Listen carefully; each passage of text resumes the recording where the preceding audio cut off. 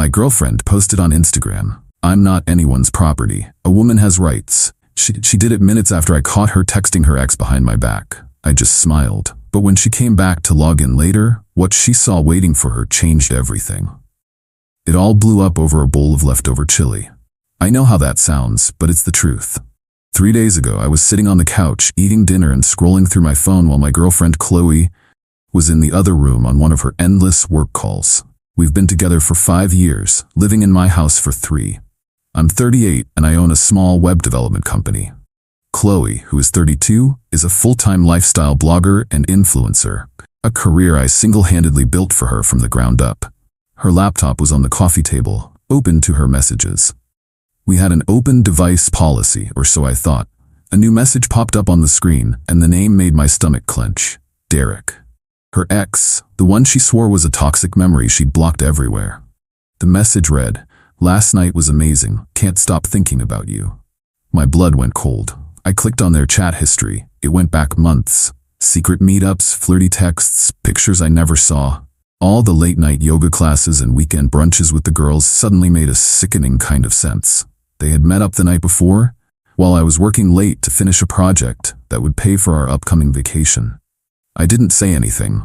I just sat there, the chili turning to ash in my mouth, as the last 5 years of my life replayed in my head with a new, ugly filter. I thought about the thousands of hours I'd poured into her brand. When we met, she was working as a receptionist with a vague dream of being a blogger. I bought the domain name for her website. I designed and coded the entire site myself, spending countless nights optimizing it for search engines. I taught her about analytics, affiliate marketing, and brand integration. I set up her business entity, with both of us as co-directors of the company that technically owned her blog and brand assets, a detail I insisted on for tax purposes. I was the silent, unpaid tech wizard behind her glamorous online life. I did it because I loved her, and I believed in her. Or maybe I just believed in the person I thought she was. She walked back into the room, phone pressed to her ear, laughing. "Okay, talk soon, bye," she chirped before hanging up. She flopped onto the couch next to me, kicking her feet up onto the table. Ugh, brand calls are the worst, so needy. I turned the laptop screen towards her. Her smile vanished. For a second I saw pure, unadulterated panic in her eyes, but it was gone in a flash, replaced by a look of defiance. "What? You're going through my private messages now?" she snapped, snatching the laptop away. "That's a complete violation of my privacy." I kept my voice level, dangerously calm. It said, "Last night was amazing. You were with him last night, Chloe, while I was working." She scoffed, standing up and crossing her arms. "Oh, please. Derek and I are just friends. You're being insecure and controlling." "Friends?" I asked, the word tasting like poison. "Friends who say they can't stop thinking about you? Friends you've been secretly meeting for months?" "I'm not going to be interrogated in my own home," she said, her voice rising. "I have a right to have friends. I'm not your property, Alex. A woman has rights." She grabbed her phone and stormed out of the room. I just sat there, listening to her footsteps stomp up the stairs. The sheer audacity of it, to be caught red-handed and immediately pivot to making me the villain, was breathtaking. She wasn't sorry. She was angry that she got caught. A few minutes later, my phone buzzed with a notification. It was from Instagram. Chloe had just posted a new picture of herself, a selfie looking thoughtfully out a window with a long caption. The caption began, "Just a reminder that you are not anyone's property. You have the right to your own life, your own friends, and your own privacy. Never let a man's insecurity dim your light or control who you are. A woman has rights." And there it was. The public narrative was being set. I was the controlling, insecure boyfriend. She was the empowered woman, fighting for her freedom. Her followers, the 150,000 people who had no idea I was the architect of the entire platform they were reading, were eating it up. The comments were already flooding in. "You go, girl. So true, queen. Dump his toxic self." I looked at the post, then at the incriminating messages still burned into my memory. And I smiled. It wasn't a happy smile. It was the kind of smile you get when you've been dealt a terrible hand, but you suddenly see the one move on the board that will win you the entire game. She thought her power was in her followers, in her public image. She had forgotten that I was the one who built the stage she was performing on. I built the lights, I controlled the sound, and I still had the master key to the entire theater. She wanted to talk about rights. Fine. Let's talk about them. I spent the rest of the evening in my home office. First, I separated our finances. I moved the majority of the money from our joint savings account, the money from my business, my inheritance, into a new account under my name only. I left her with the portion she had contributed, which was laughably small. I logged into our credit card accounts and removed her as an authorized user. The financial umbilical cord was cut. Then, I got to work on her empire, her digital life. I started with the website. I had full administrative access, of course. I changed the password. Then I went into the back end and began methodically unpublishing every single blog post she had ever written. 5 years of content, gone from public view in about 20 minutes. I replaced her beautifully designed homepage with a stark white screen and a single line of text in plain black font. This site is currently under new management. Please check back soon for updates. Next, her social media accounts. The passwords were all saved in my password manager. I logged into her Instagram, her Facebook, her Pinterest. I changed the passwords and the recovery emails for all of them, switching them from her address to a new one I created just for this purpose. I didn't delete her posts, not yet. I just archived them, hiding them from public view. Her vibrant, curated profiles were now blank slates. Finally, I dealt with the business itself, the company we were co-directors of. I drafted a formal letter, using a legal template, notifying her of an emergency board meeting to discuss the immediate dissolution of our partnership due to a breach of contract. Specifically, her actions that had brought the brand into disrepute. It was a bit of a stretch, legally, but it was enough to put her on notice. By 3 a.m., Chloe's entire online presence, the source of her income and her identity, was under my complete control. She was still upstairs, probably sleeping soundly, dreaming of her empowered new life with Derek. She had no idea that she was about to wake up digitally homeless. She thought she was a queen in her castle. She was about to find out it was a sand castle, and the tide was coming in. Update 1. 24 hours later. The silence this morning was heavier than usual. Thank you for the flood of comments and support. It's validating to know that I'm not the one who's lost his mind. Chloe came downstairs around 9 a.m., dressed in yoga pants and a crop top, ready to start her day of creating content. She didn't say a word to me, just went straight to the coffee machine with an air of smug defiance. She grabbed her laptop from the living room and sat at the kitchen island, ready to engage with her adoring fans. I just sat at the table, sipping my coffee, and waited. I watched her type in her Instagram password. Frown. Type it again. Her brow furrowed in confusion. She tried her Facebook password. Same result. A flicker of annoyance crossed her face. She muttered something about her phone being glitchy and tried to log into her website's admin panel. That's when the first crack appeared in her composure. She stared at the stark white screen with its single line of text. What is this? What happened to my site? I didn't look up from my coffee. Looks like it's under new management. Her head snapped towards me, her eyes wide with a mixture of confusion and dawning horror. What did you do? I protected my assets, I said calmly. The ones I built. She scrambled to her phone, her fingers flying across the screen. I can't log in, she said, her voice starting to tremble. I can't log into anything. My Instagram, it's blank. All my pictures are gone. The panic was setting in now. This was real. This wasn't a glitch. You can't do this, she shrieked, standing up so fast her chair scraped loudly against the floor. That's my career. That's my life. You can't just take it. Our career, I corrected her. We are co-directors of the company that owns those assets, and as the lead technical director, I've made the decision to put the brand on hiatus pending a partnership review. You should have received an email about the emergency board meeting. The color drained from her face. She finally understood. The business registration, the co-directorship, the things she dismissed as boring paperwork, were now her cage.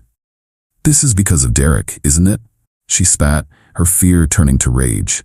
You're doing this to punish me. This is illegal. I'll sue you. Go ahead, I said, taking another sip of coffee. I'm sure your lawyer will be very interested to see the chat logs with Derek, especially the parts where you discuss meeting up while I was funding your lifestyle. It's a classic breach of fiduciary duty to the company. She just stared at me, speechless. The empowered woman from Instagram was gone, replaced by a cornered animal. She grabbed her car keys and stormed out of the house, slamming the door behind her.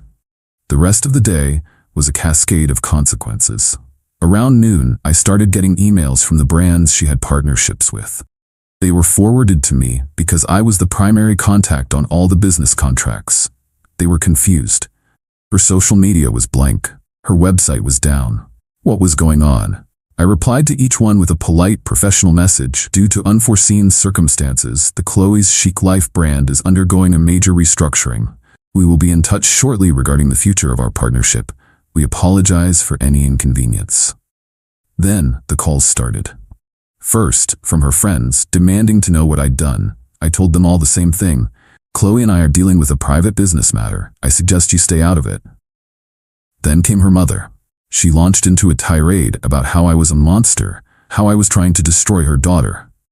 I didn't do anything, I told her, my voice flat. Chloe made a series of choices. She's just now starting to experience the consequences. You should ask her about Derek. I hung up before she could respond. Chloe, it seems, had run straight to Derek's apartment. I know this because around 3 p.m., I got a call from an unknown number. It was him. Dude, you need to back off, he said, trying to sound tough. You can't just steal her stuff. Give her back her accounts. Stay out of this, Derek, I said. This is between me and my business partner. She's not your partner, she's your girlfriend. You're just being a psycho ex. Actually, I said, enjoying this far too much, if you check the state business registry, you'll find we are, in fact, legal partners in an LLC. An LLC that you have been actively helping her sabotage. My lawyer has your name, by the way. He calls it tortious interference. You might want to look that up. He hung up. I imagine that was the end of his heroic rescue mission. The reality of getting dragged into a legal battle probably wasn't part of his romantic fantasy.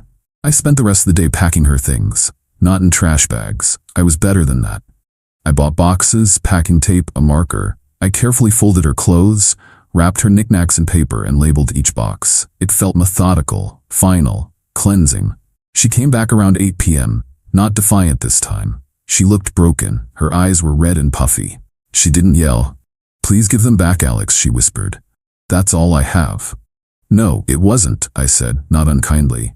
You had me. You had this home. You had a partner who would have done anything for you. You threw all that away for him. The blog, the followers, that was just the stuff I built for you. It was never yours to begin with. I pointed to the stack of boxes by the door.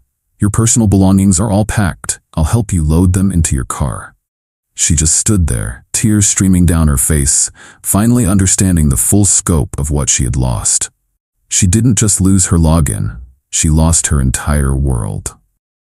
Update 2. 1 week later. It's been a week since the digital demolition. The quiet in the house is still something I'm getting used to. Thanks again for the overwhelming support. Reading your comments has been a strange source of strength through all this. Chloe's departure was a pathetic affair. She called her father to come and help her move her things. He arrived looking like he wanted to physically fight me, but he restrained himself. He just glared at me the entire time, huffing and puffing as he carried boxes, while Chloe sobbed in her car. He tried to start an argument once, saying I was being vindictive. I'm just a guy who discovered his girlfriend of 5 years was cheating on him, I told him, my voice calm. The rest is just business. You, of all people, should understand that. He didn't have a comeback for that. The days that followed were a masterclass in watching someone try to fight a tidal wave with a bucket. Chloe's first move was to try and create new social media accounts. The real Chloe? Chloe Unfiltered. She posted a long, tearful video about how her toxic ex had stolen her life's work and was trying to silence her. It didn't work. For one, her audience was fractured. She had no way to reach her old followers. But more importantly, I had the truth. I didn't engage publicly. I didn't have to. I sent a single concise email to a handful of the largest brand managers she had worked with. It contained a few key screenshots of her texts with Derek, with the dates and times clearly visible. I simply wrote, "This is the breach of conduct I mentioned. This is why the brand is being restructured. I trust you will handle this information with discretion." The industry is smaller than you think. Within 48 hours, her new, pathetic attempt at a comeback was dead in the water. No brand would touch her.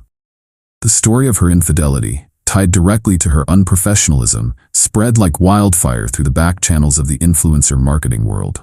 Her smear campaign against me was DOA because the people with the money knew the real story. Her next tactic was to try and get legal. I received a letter from a lawyer she hired, demanding I immediately return all digital assets and cease and desist from using her name and likeness. My lawyer responded the next day with a single package. It contained a copy of our LLC operating agreement, with both our signatures clear as day. It also contained a formal notice of my intent to file a lawsuit against her for breach of fiduciary duty, misappropriation of company funds for the secret trips to meet Derek, and damages to the brand's reputation. The letter concluded by stating that if she wished to proceed, we would see her in court, where the full extent of her affair would become a matter of public record during discovery. Her lawyer called my lawyer 2 days later to say they would not be proceeding. She couldn't afford a legal battle, and more importantly, she couldn't risk the public humiliation of having her dirty laundry aired in a courtroom. The ex, Derek, has vanished. I heard through a mutual acquaintance that as soon as he got that call from me and realized there were potential legal and financial consequences, he wanted nothing to do with it. He blocked Chloe on everything. He wasn't interested in the real, messy Chloe who had lost everything. He was only interested in the fantasy of the successful, glamorous influencer. When the glamour was gone, so was he. The most satisfying part of this whole week has been the rebranding. I reactivated the website and all the social media accounts, but they look very different now. I took down the temporary under new management page. The website is now the official portfolio for my web development company. I've posted case studies of my work, including a detailed, anonymous breakdown of how I grew a lifestyle blog from 0 to 150,000 followers in 3 years, showcasing my SEO, branding, and social media strategy skills. The Instagram account is now my company's professional account. I archived all but a few of her most generic, aesthetically pleasing photos, landscapes, flat lays of coffee cups, etc., and started posting about web design, digital marketing tips, and tech news. I changed the bio to founder and lead developer. I build brands. The irony is almost too perfect. Her platform, built on a foundation of lies, has now become a testament to my actual, tangible skills. And the best part? It's working. I've gained over 1,000 new followers this week, all people in the tech and marketing industries. I've had 3 serious inquiries for new projects, one of them a major company, all because they were impressed with the brand transformation. Chloe must be watching this. She must see her face and her work being erased and replaced by mine. She must see the follower count, which has barely dropped, now engaging with my content. She created a brand based on a fake, curated life. I've replaced it with a brand based on real, marketable skills. Her parents are still trying to intervene, calling me, leaving messages about forgiveness and second chances. I've blocked their numbers. This was never about forgiveness, it was about consequences.